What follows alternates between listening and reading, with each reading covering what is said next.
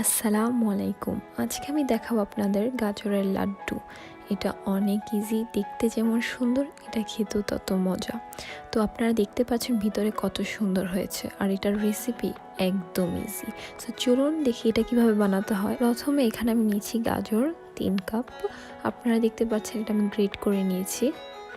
এখন এই গাজরগুলো আমি সিদ্ধ করে নিয়েছি, একদম নর্মালি যেভাবে পানি দিয়ে সিদ্ধ করে সেভাবে আমি সিদ্ধ করে নিয়েছি। এখন আমি এগুলাকে ব্লেন্ডার করব। সো আমি একটা ব্লেন্ডার জার এখানে দিয়ে দিচ্ছি, আর এটা একদম স্মুথভাবে ব্লেন্ডার করব না, একটু দানা দানা থাকবে। তো এই যে দেখতে পাচ্ছেন এটা একটু বেশি স্মুথ হয় নাই। এখন আমি আপনাদের দেখিয়ে দিচ্ছি এমন কনসিস্টেন্সি হতে হবে।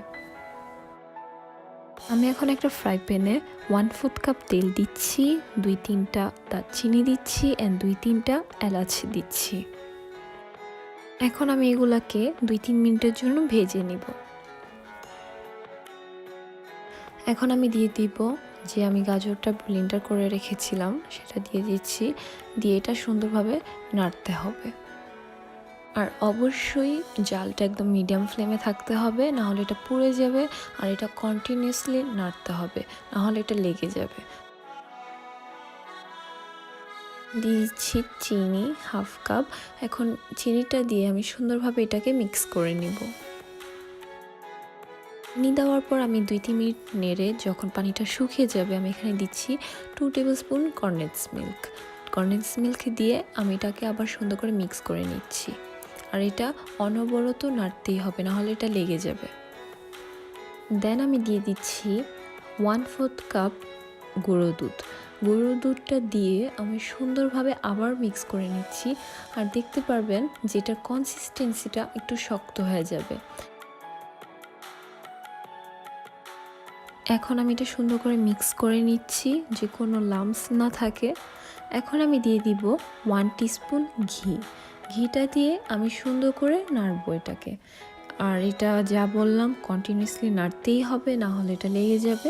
এখন দেখবেন প্যানের থেকে উঠে চলে আসে, তার মানে এটা হয়ে গেছে। এভাবে চেক করবেন কেটে কেটে, যদি কেটে যায় তাহলে মনে করবেন হালুয়াটা হয়ে গেছে। এখন এটা আমি একটা প্লেটে নামিয়ে নিয়েছি, আর দারচিনি এলাচি এগুলো আমি উঠে ফেলছি। এটা বেশি ঠান্ডা করা যাবে না, গরম অবস্থায় আমাদের লাড্ডুটা করতে হবে, ঠান্ডা হলে ভালো হবে না লাড্ডুটা। সো আমি হাতে প্রথমে আগে একটু ঘি মেখে নিয়েছি, দেন লাড্ডুর সাইজ অনুযায়ী আপনারা নেবেন যেটুক লাগে।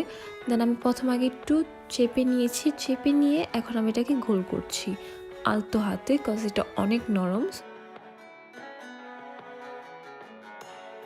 দেন আমি সব এক সাইজের বাকিগুলো করে নিচ্ছি। এখন আমি লাড্ডুগুলো গুঁড়ো দুধে কোট করে নিব। এটা একদমই অপশনাল, আপনারা চাইলে এটা নাও করতে পারেন, বাট একটু সৌন্দর্যের জন্য আমি এটা এখানে কোট করে নিচ্ছি। দেন কোট করে নেওয়ার পর আমি এভাবে ঝাঁকিয়ে নিচ্ছি যে এক্সট্রা গুঁড়ো দুধগুলো সেগুলো পড়ে যায়।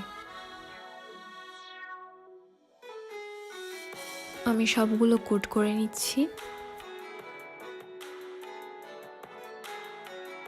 সো আমার গাজরের লাড্ডু রেডি। দেখতেই পেরেছেন যে এটার রেসিপিটা অনেক ইজি, আর এটা খেতেও অনেক অনেক মজা। সো একবার হলো আমার এই রেসিপিটা ট্রাই করবেন, ট্রাই করে আমাকে জানাবেন কেমন হয়েছে। প্লিজ আমার চ্যানেলটাকে সাবস্ক্রাইব করবেন, শেয়ার করবেন অ্যান্ড কমেন্ট করবেন। সো আজকের জন্য এটুকুই। ভালো থাকবেন, সুস্থ থাকবেন। আল্লাহ হাফেজ।